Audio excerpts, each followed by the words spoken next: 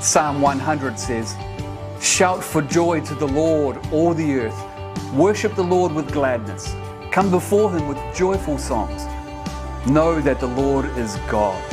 It is he who made us and we are his. We are his people, the sheep of his pasture.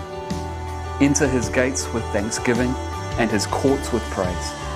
Give thanks to him and praise his name. For the Lord is good and his love endures forever. His faithfulness continues through all generations." Welcome to Windsor Park at Home for Sunday the 3rd of May 2020.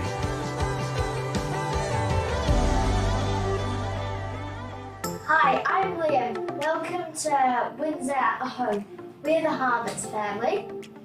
Now, my name's Odell. I'm a physiotherapist. I'm training elbow to fingertip, so I'm a hand therapist, currently doing only online consults. I'm also involved with the Legacy Mission, so having lots of Zoom meetings regarding that organisation as well. Hi, I'm Mike. I'm Head of Theology at Laidlaw College, so I'm fortunate to have a full-time job that I can do from home, which has been going really well. Again, lots of Zoom meetings, but really fortunate. Hi, I'm Sydney and I go to high school. I also go to youth group with great leaders. A big shout out to Cleo and Manaya. Woohoo! So not much has changed for our family at Alert Level 3. We're doing everything still online learning, online work, online consults. One thing has changed for one member of our family though, Liam.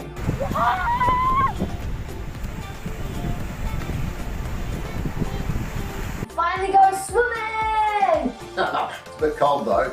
Hey, we hope you really enjoy the service and God bless you all. Bye! Bye! Hi, welcome to Windsor Park at Home. We're the Hassler family and we've enjoyed the last few services together with you and we'll look forward to sharing today's service with you. I'm Luke, I'm one of the young adults here at Windsor and I'm also a teacher, so this week sort of been transitioning into that half online and then also being at school. Interesting phase.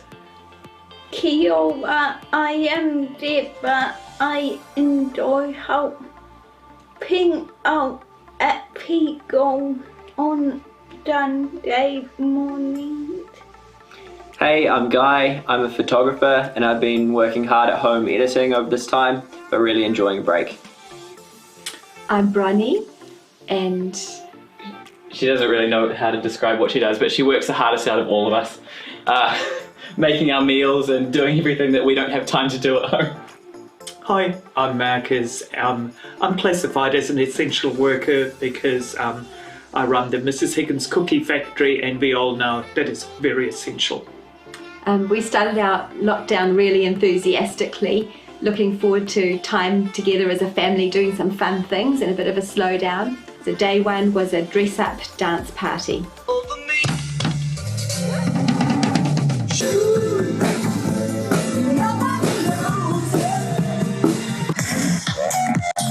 Day 30, bananagrams. Day 31, bananagrams. Day 32, bananagrams. One thing we've loved about church at home is being introduced to everyone's awesome house pets. And while we don't have a dog, we thought the best thing that we could do is introduce you to Snowy the sheep.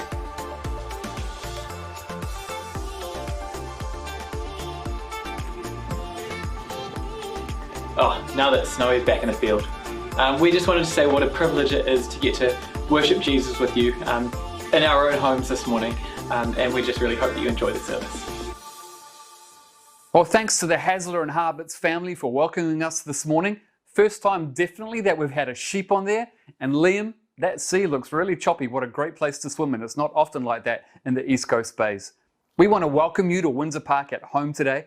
My name is Grant Harris. I'm privileged to lead the team, to be the face of Windsor Park before you today. We want to welcome you from wherever you are joining us from, whether you're on your couch, lying in your bed, whether you are with your bubble, wherever you are from. We really want to encourage you, whatever platform that you're joining us from, that you would just put a note down and say, hey, hi from wherever you might be. Maybe it's just from your bed. Hi from your bed. But we love to welcome you. We love to see where people are joining us from. This last week has been a big week for us here in New Zealand as we moved from Alert Level 4 to Alert Level 3. A lot of people went back to work. There were some bubble extensions for people. There was definitely a bubble extension for us. We got to see our firstborn grandson, Mason, for the first time after just a couple of weeks after he was born. Here's a picture of us just a few minutes after we saw him. We're very proud of that, and it was a great extension for us. And then later that afternoon, we also saw this outside our front door, a 200-meter plus queue of people lining up to go to the KFC at Windsor Park. I think that was the case at many fast food outlets right around the country. I haven't even yet had takeaways, even though I've been able to. Maybe it was a discipline that I put in place during lockdown. Maybe I don't need them as much. I don't know. Maybe you're learning something about yourself. Maybe as we look back on level 4, there are some things that we learned. I went out during the week and got a bunch of people to put some pictures up of what they have learned. Here are some things. Cody, he learned to jump and do some wheelies on his BMX bike. Spent a lot of time doing that. Cody, looking good there with your bike. Jamie learned to put on the garment of praise rather than the spirit of heaviness. And that's a spiritual practice that we could all use more of. So well done, Jamie. Alia, she really learned to appreciate having family close by as a blessing. She didn't get to see them as much during level 4, but she knew they were there. It's a great thing for us to understand that we are loved and that we are valued. Delisha made this sign: cherish every moment and every person. And sometimes when we get a lot of things stripped back from us, that is a great lesson for us to learn. Richard, well, maybe coming out of last Sunday's message from John Tucker, he learned to appreciate Kerry Baptist College and the fact that we grow up our principals. And John is the principal of college and a member of our church. And so Richard learned to appreciate him maybe some more. Brooke, she learned to bake. And I don't know, Brooke, I'm really looking forward to tasting some of that baking some stage when you can do that, maybe in level 2 or level 1 or after that. Michael, he learned during level 4 that God is faithful and that he cares about his circumstances. Again, great spiritual practices to put our place in our lives. Merle, she learned to ride her bike. She probably already knew how to ride her bike, but Merle riding around there on Waiheke Island, when we zoom into the sign that she made, she's grateful for a whole lot of stuff, for love and for laughter and for lots of other things. Great things to remember and to focus on during level 4. Well, Susie and Kerry made a little sign that says that whatever the situation, God is in control. A great thing to remember when we're going through difficult times. And Holly, well, she said to me, she is still learning this, learning to be still. Be still and know that He is God. We hope that during level 4, you had the opportunity to reflect upon your lives and what's important, that those lessons might hold us in level 3 and for whatever the future might hold in this very interesting times. Being the first Sunday of the month here at Windsor Park, later on in our service, we're going to be participating in communion. And we're going to do that with our bubbles, with our families, whoever you're watching this with. Just want to give you a bit of pre-warning about that. Maybe delegate somebody from your family to head on out to the kitchen and find some elements. For us as Baptists, it doesn't really matter what it is, bread or a bun or whatever the kind of juice is. It's more the symbolism for a very deep spiritual thing. But make sure you have some things available in about 30-35 minutes as we join in communion with one another. We also want to thank those of you that continue to generously support the ministries of Windsor Park. Whilst we aren't meeting on site, we're very active and doing lots of different things, and your generosity continues to allow for that. Thanks to those that give electronically, which is really the only way that you can do that now. Here's a little image that shows how you can do that direct to our bank account on our website or on our app. And if you go to our website and app, you'll see that there is an option to be able to give to our COVID-19 appeal. We know that some of the difficulties of this situation are just coming out and will continue to come out over the coming months. As a community of faith, we have for decades, since our founding 69 years ago, been very proactive in caring for our community in practical ways. And that happens because of people's generosity. And so if you'd like to give to our COVID-19 appeal that will continue to support people in many practical ways, then we would greatly appreciate that so we can continue to do what we've been very good at through all of our history. Well, we're going to continue in worship and sing a couple of songs this morning. This first song that we're going to sing has the lyrics in the chorus that says, "Who can stop the Lord Almighty?" We know that He has been at work, is at work, and will continue to be at work in our lives and in our world. So why don't we stand and join our team as they creatively put this song together as we worship with one another. Let's stand and sing.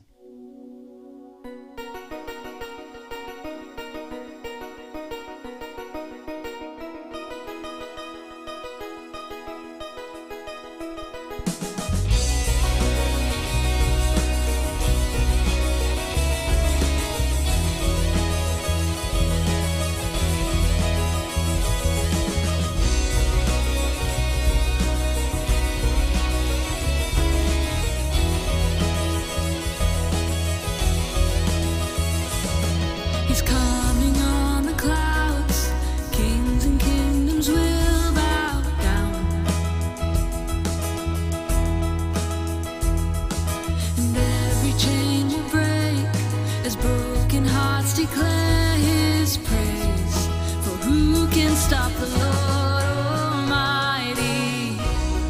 Our God is the Lion of Judah. He's roaring with power and fighting our battles, and every knee will bow before Him. Our God is the Lamb that was slain for the sin of the world. His blood breaks the chains, and every knee will bow before the Lion and the Lamb. Oh, every knee will bow before Him.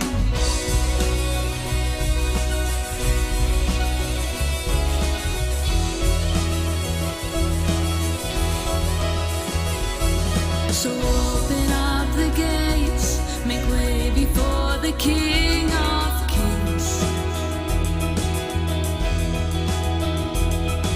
The God who comes to save is here to set the captives free. For who can stop the Lord Almighty? Our God is the Lion of Judah.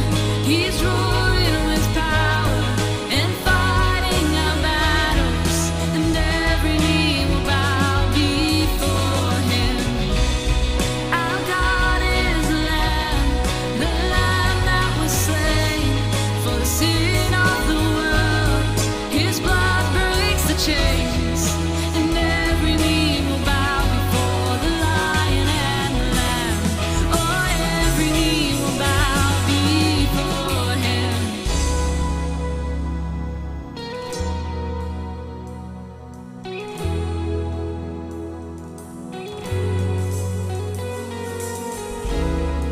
For who can stop the Lord Almighty? Who can stop the Lord Almighty? Who can stop the Lord Almighty? Who can stop the Lord Almighty?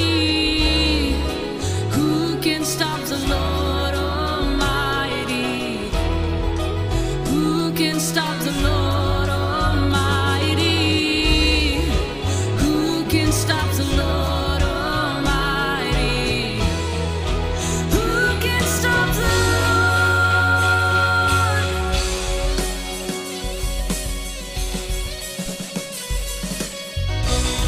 Our God is the Lion of Judah.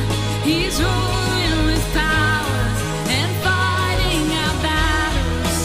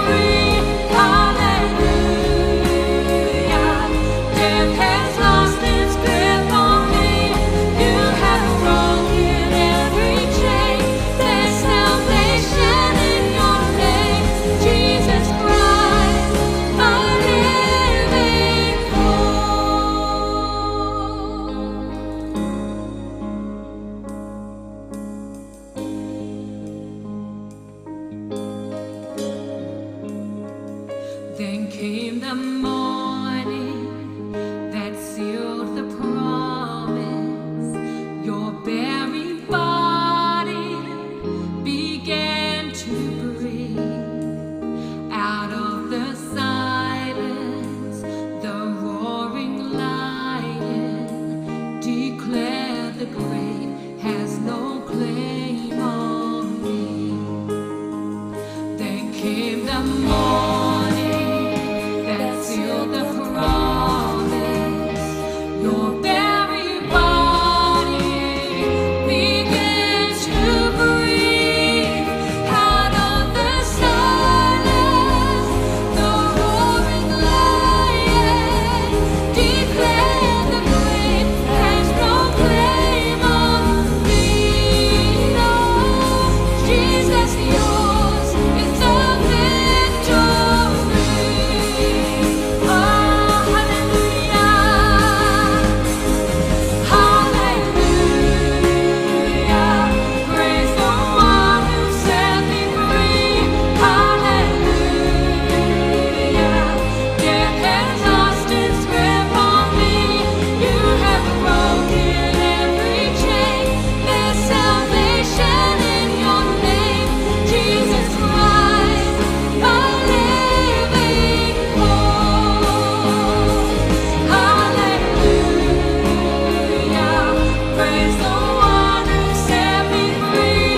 Hallelujah.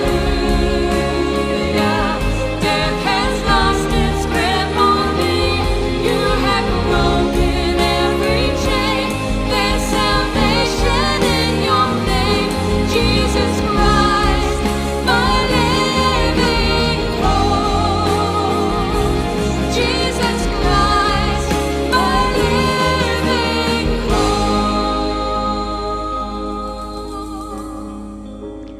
1 Peter 3 verses 8 to 12. Finally, all of you be like-minded, be sympathetic, love one another, be compassionate and humble. Do not repay evil with evil or insult with insult. On the contrary, repay evil with blessing. Because to this you were called, so you may inherit a blessing. For whoever would love life and see good days must keep their tongue from evil and their lips from deceitful speech. They must turn from evil and do good. They must seek peace and pursue it. For the eyes of the Lord are on the righteous, and his ears are attentive to their prayer. But the face of the Lord is against those who do evil. Well, thanks, Sam, for reading us that scripture that we'll revisit in just a few moments. Whilst we realize that the days that we are living in today are very unique, history has a habit of showing us that, people have been through these kinds of situations before. People have wrestled with difficult situations in their lives. I found recently a notice that was published in the New Zealand Herald, and it went like this. During the period of such isolation, you might be thinking this is recent, but during the period of such isolation, no person shall enter any such building except for the purpose of cleansing or disinfecting the same, or for some other purpose as directed by me. And then there is a schedule of the buildings that lists a whole range of different buildings and situations, or theatres, dancing halls, billiard saloons, concert rooms, refreshment rooms. All buildings used for the purposes of public worship are to be closed, and in brackets, Sundays included. All buildings used for public meetings. All proposed university or other examinations by an education body are to be cancelled. All places that are carried on for the purposes of barbering or hairdressing. All public and private schools, Sunday schools, and university and other colleges. All places used for race meetings, shows, or exhibitions. All of these buildings, all of these situations were to be closed as people went into isolation. Now, those of you that know some world and New Zealand history might recognise that this was a notice that was published in Auckland on the 10th of November 1918. At that time, my great-grandfather was the town clerk of Mount Albert, and he was responsible for enforcing that these buildings in that part of our city were in fact closed and people were isolating. My great-grandfather on the other side of my family, aged 47, passed away of the influenza epidemic that swept through this nation, killing around 9,000 Kiwis and around the world. People would believe up to 50 million people passed away in that epidemic in 1918. Isolation, lockdown, social distancing, all the words that have become new to our vocabulary, they've been used before. As we moved into Alert Level 3 this past week, a lot of people started talking about, what good can come out of this situation? Let's look forward and think about those things. We know that there are going to be plenty of economic challenges. We know that there will be plenty of social challenges. Those things are already coming across our path. We also know that we're experiencing some environmental positives. Our environment is kind of cleaning up itself. But what other positives might come out of the situation that we are still journeying through? Well, again, history has a habit of repeating itself and teaching us some things. God, in His wisdom, has put together for us a bunch of different stories of people and situations that have journeyed through multiple epidemics or plagues or persecution. These stories have been put together in the Bible. And the words of the Bible, God's words to us, are not only intended to help us understand the past, they are intended to help us deal with the present and to look forwards to the future. God would intend us to thrive even in the midst of the challenges that we are facing today. So we're going to go and look back. Look at what God was saying through one of His sons during a time of intense persecution for a bunch of different Christians. Now, it's not a pandemic, but it was something that was costing lives at the time. We're looking at the middle of a letter that Peter wrote to these persecuted Christians. It gives geographic boundaries about this. Peter was writing to Christians scattered throughout Pontus, Galatia, Cappadocia, Asia, Bithynia, basically all Roman provinces in the area that we know of at the time as Asia Minor. And this particular passage begins with a word that you all hang out for. You can't deny that. It's a word that when we use as preachers, we see you visibly respond to. 1 Peter chapter 3 verse 8 begins with the word finally. See, right now I can imagine a bunch of you kind of perking up. The word's finally. But it goes on. Finally, all of you, be like-minded, be sympathetic, love one another, be compassionate and humble. Do not repay evil with evil or insult with insult. On the contrary, repay evil with blessing, because to this you were called, so that you may inherit a blessing. For whoever would love life and see good days must keep their tongue from evil and their lips from deceitful speech. They must turn from evil and do good. They must seek peace and pursue it. For the eyes of the Lord are on the righteous, and His ears are attentive to their prayer. But the face of the Lord is against those who do evil. Now, before you get too excited about the finally part, we need to get a brief understanding of why Peter is writing finally. Why does this section begin with that word?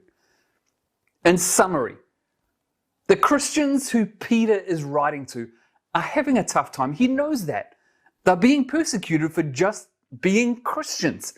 Now, that's something that we don't grasp here in New Zealand or generally within the Western world. We have freedom of expression. But you might not know, but internationally around the world, Christians are still the most persecuted people group in the world to this day. And that situation has been the same for centuries as it was when this letter was written.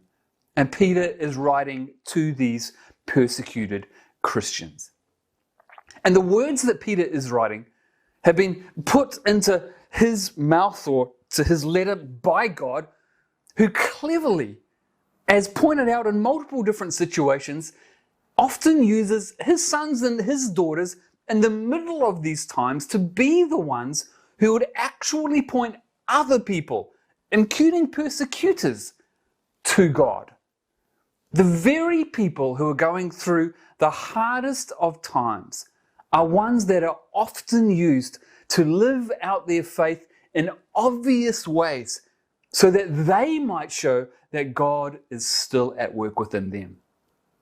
Note that in all of these stories in the Bible, they don't apply to individuals. These letters are written to groups of people, to communities.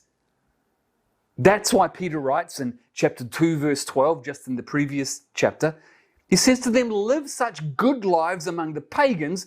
Pagans are just people that weren't Christians. Live such good lives among the pagans that though they accuse you of doing wrong, they may see your good deeds and glorify God on the day he visits us. Up until the passage that we're looking at, up until chapter 3, verse 8, Peter has been talking about what this all looks like. There's so much in there that he's kind of writing to these Christians about. You can read them for yourselves later on. But he comes to the end of this first section and he says, finally, and then he lists this number of points, the last part of which is quoting a well-known psalm that people would have known at the time, Psalm 34. Talking about the experiences of God in the lives of his people a long time before even these persecuted Christians, themselves learning from history. And after these verses that we are looking at, Peter continues with the same theme through the rest of the letter.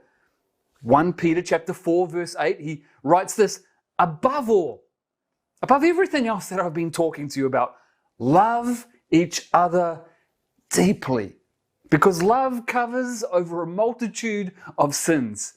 And on he goes within his letters. These words that Peter writes are powerful. Finally, above all, in conclusion, he's saying that these things that I'm urging you to live out are really important so that people might see God at work in your lives, even in the midst of difficulty. Despite persecution, despite pandemics, despite, for these people, false accusations, as was happening at the time, God is still at work in you. And might you display that through the way that you respond in love to each other. Peter was, in effect, saying, if we were to wrap it up in just a few words, hey, you guys and girls, despite what you're going through, actions speak louder than words.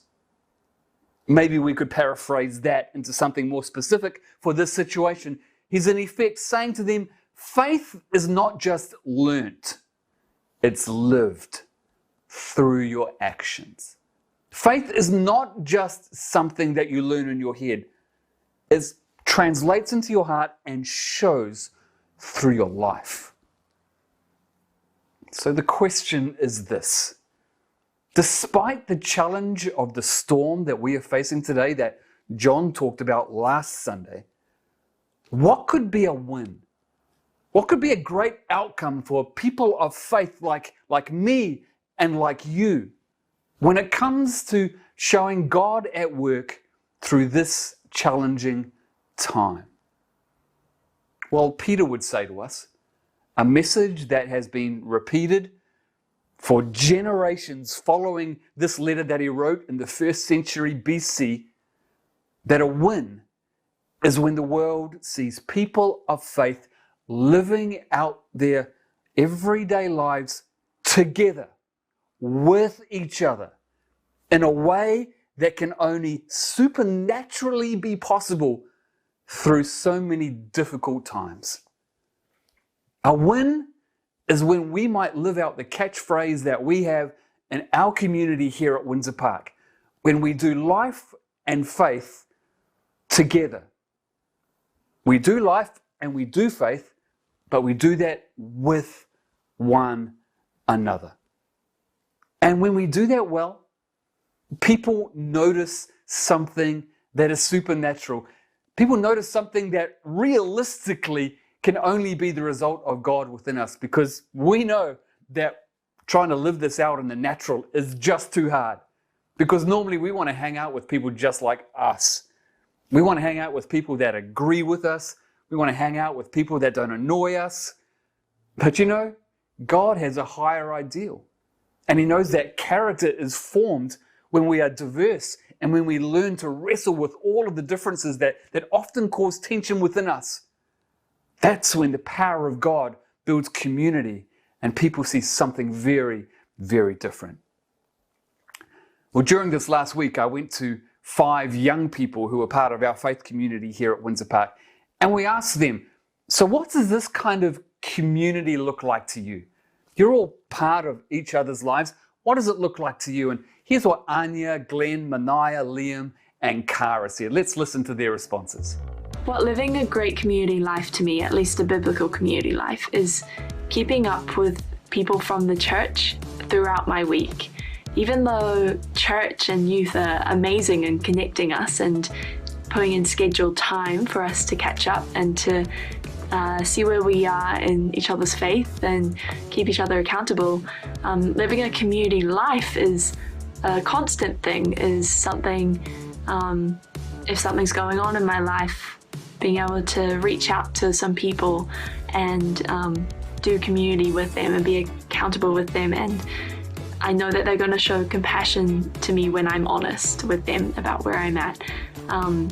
So for me, that's people like my parents or my leaders from youth group, and to me that's what a great community looks like, is something that's honest and persistent in my life.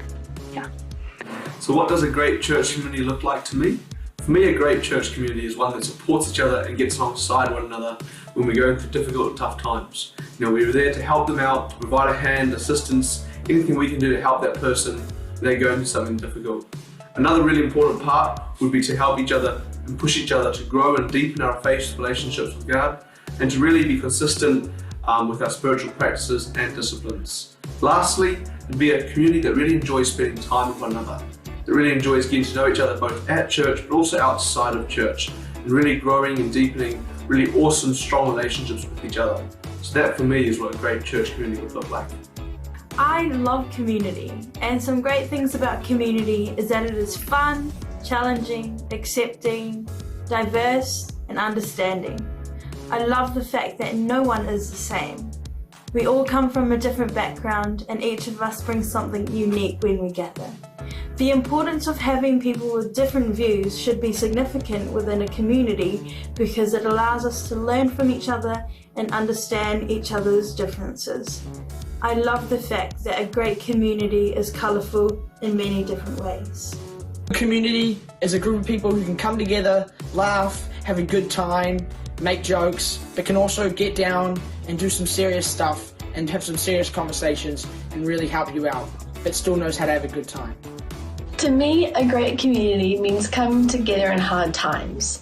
For example, we've seen lots of teddy bears placed in windows as part of the kids' bear hunt, or handmade poppies made out of egg cartons in people's backyard. I think this is a really special and cool thing we can do when everyone's feeling a bit down and lethargic.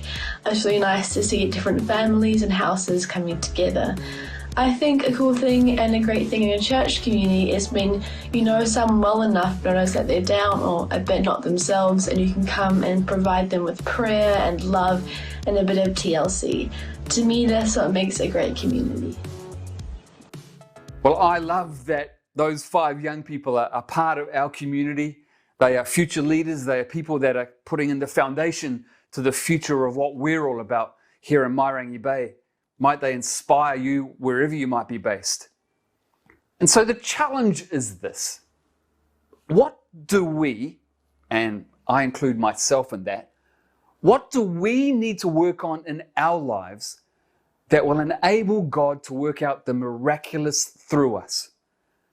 That will enable us, as the letter of 1 Peter says, that will enable us to live in harmony with one another, to be sympathetic to one another, to be compassionate and humble with one another, to live in a way that shows we believe that God shapes us, that He transforms us, that He equips us to be the brothers and sisters that He desires us to be, so that when we come out of the COVID-19 season, we come out with a powerful win. That we've shown in a time of great challenge that love for one another is a supernatural outworking of our love for God. That God empowers us, He equips us to love people around us. You know, that could be perhaps the greatest win that we could ever have. Because when we have wins like that, when we have to work through our own insecurities and our own challenges so that we can love people around us, it genuinely shows that we believe in really what is the heartbeat of our community at Windsor Park. Our vision statement says that we want to build stronger communities by putting our faith into action. Fundamentally, that is the outworking of what we're about, love for one another that builds stronger communities. So, what do you need to work on in your life? And I'm not asking you to ask the question, what does the church need to work on? What does the pastor need to work on? What does the person that's sitting next to you on the couch, what do they need to work on? I'm not asking you to ask those questions. The question is, what do you need to work on? What do you need the Spirit of God who is with us to continue to refine us in our lives so that we might be part of building a stronger community by putting our faith into action? That we might be better together as God has intended for His people since day one. What maybe is coming to your mind right now? Well, here's what I want you to do with that one thing. Some of you are joining us on Facebook Live. Some of you are joining us on YouTube. Some of you are joining us on the platform that we use as part of our Windsor Park website. All of those platforms have the ability for you to comment. And for the sake of seeing that we are all different, for the sake of seeing that we all have our challenges, for the sake of seeing that we are transparent and that together that we are better, I want you to put a comment on whichever platform you're part of about that one thing. For me, I recognize that I need to learn to be a little bit more accepting of others' opinions about, well, any number of different subjects. I can sometimes get a little bit uptight when people have different opinions about me, how we run the church, politics, all kinds of different things. But you know, it's actually okay for somebody to have a different opinion than me. And I need to work on not getting so uptight about it. I need to learn to accept that people can have their views, that together we can talk about it in love. And so I'm going to write on the platform that I'm kind of part of, Facebook Live, that I need to learn that the opinions of others are just as valuable as my own. I need to learn that the opinions of others are just as valuable as my own. What are you going to put up? Maybe just the person that is controlling the device that you are watching this through. The idea of a God-inspired community that perseveres together through whatever the future holds. It's been God's idea for a long time. Peter, in his letter to these persecuted Christians, is just reflecting that situation at that time. And he's reflecting that it's entirely possible to do so, that we can get over ourselves, that we can love God and love one another as much as we can because of what Christ has done for us. I accept that it's almost impossible for a human level. History would show us that very well, but through Christ, all things are possible. Let history be our teacher. Let what God has done through his people over many generations be our teacher, so that in 102 years' time, future generations might reflect back on this season in 2020s and see the response of God's children, his sons and daughters, the church, and how they hung in and loved and allowed the Spirit to lead and guide them during COVID-19. All of this is possible because of Jesus. And today is the first Sunday of the month, as I alluded to earlier in our service. And our rhythm here at Windsor Park is that we participate in communion. And today we get to do that in our homes, with each other, with your bubble. In a moment, we're going to listen to songwriter Kari Jobe sing a song simply called The Blessing, singing it from her home in the US. Now, you'll recognize the words if you've hung out in churches. And if you haven't hung out in churches, the words are all taken from a bunch of different blessings that we see within the Bible. The words are familiar in Numbers chapter 6 or Exodus chapter 20 or Deuteronomy chapter 7 and others. And what we want to encourage you to do as you listen to the words of the blessing is to share the bread and the cup with those in your bubble. Remembering that Jesus sat with his closest friends, with his bubble, and he held up some bread and he said to them, "This is my body that will be broken for you. Take it and eat it and remember me." And he held up a cup and he said to them, "This is my blood of the new covenant that will be shed on the cross for the forgiveness of your sins." He said, "Take it and drink it and remember me." And as his followers have done for centuries to this day, we take the bread and we drink of the cup to remember that through Christ we are renewed. Through Christ we can be better together. Through Christ we can love him and love one another. And in that process graphically show that our faith is an action-based faith.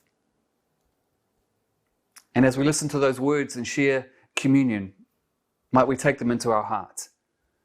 As it says later on in the blessing, "May his favor be upon you and 1,000 generations, your family and your children and their children and their children." May God's blessing be over our family, not just our nuclear family, but the family of God, brothers and sisters spread throughout every nation, united by technology, to be the people of God in Aotearoa, New Zealand, or in Australia, or in Canada, or in India, or in Iceland. I'd like to think that someone is watching from Iceland, because that's a bucket list destination for me, or wherever you are. Might we listen to these words? Might we experience the presence and the blessing of Jesus Christ, risen from the dead, as we eat and as we drink together.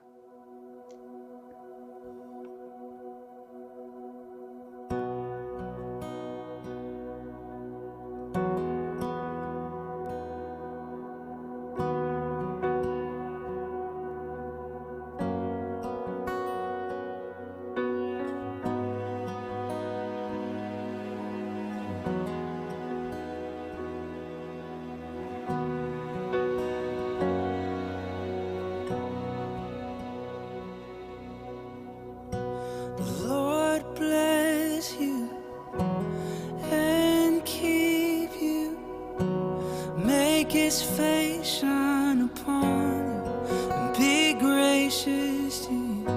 The Lord turn his face toward you and give you peace.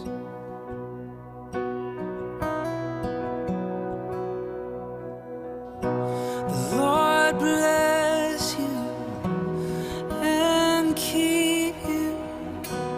Make his face shine upon you and be gracious to you. The Lord turn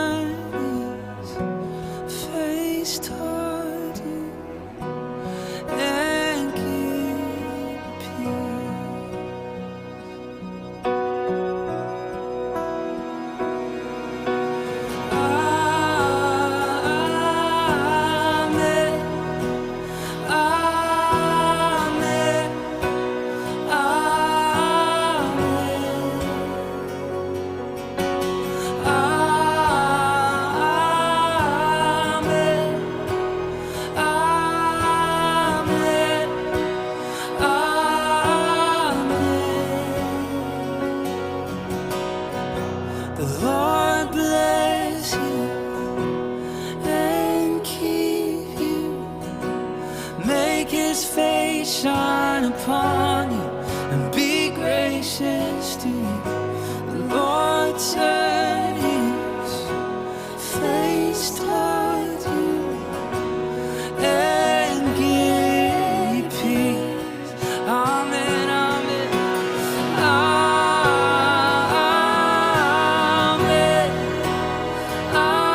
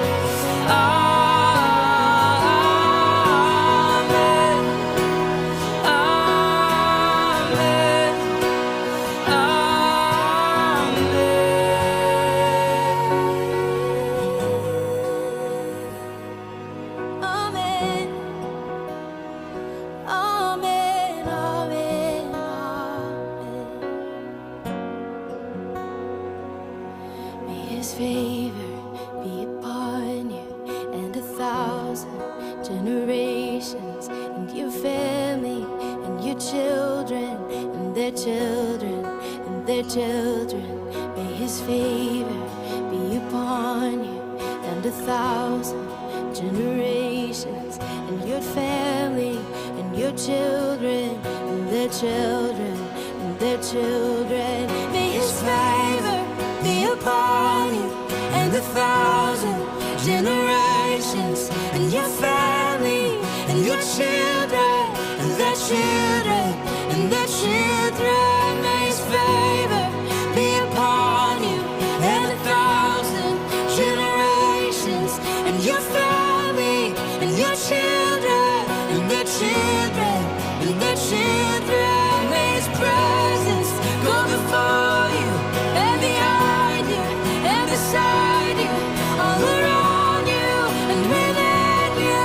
He is with you, He is with you in the morning, in the evening, and you're coming and you're going, and you're weeping and rejoicing. He is for you, He is for you, He is for you, He is for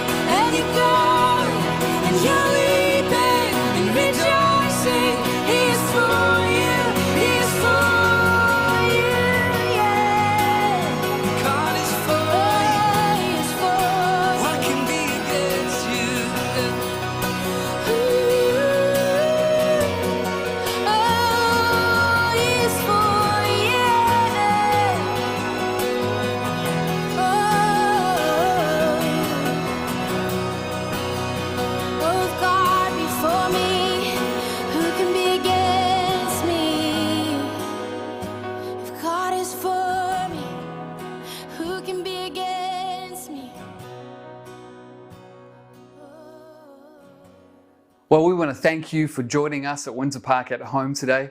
We hope you have a great week and whatever the future holds for you. We want to encourage you. We really believe in the value of community, as I have talked about today. And many of our church community are part of groups that we know meet digitally either during the week or on a Sunday. We want to encourage you, if you're not part of a group, to connect with us this morning. We have 2 Zoom groups that are going to be getting underway shortly. If you live on Waiheke Island, there's been a group of people from our campus on Waiheke that regularly just check in with each other after church. Here's a Zoom link for you to jump into right now after the service. And Roy Numaran would love to welcome you. If you're outside of Waiheke Island, wherever you are, and you would like to talk more about what we've talked about this morning, maybe you'd like to unpack the scripture a little bit more, maybe you'd just like to connect in some way because you're not connected. Well, here's another Zoom link. And Pastor Sue Ogilvie, the pastor of Church Care here at Windsor Park, would love to welcome you at 11 a.m. today, where you can just say hi, maybe connect in ways that you haven't already done. Sue will be waiting for you. She would love to welcome you this morning. But may God bless you this week. And if you need any more help, reach out to us, care@windsorpark.org.nz, or leave a message on our platforms this morning. We would love to continue to serve you any way we can. God bless. Have a great rest of the day.